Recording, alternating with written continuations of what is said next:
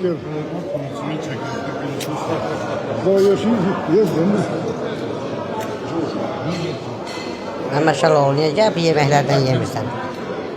Hala. Abdülsüz yoksa ne değil? Bu ne diye? Arak, hiçbir ebe yok.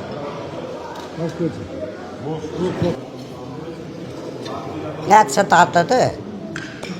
Buna koyunun içalatıdır.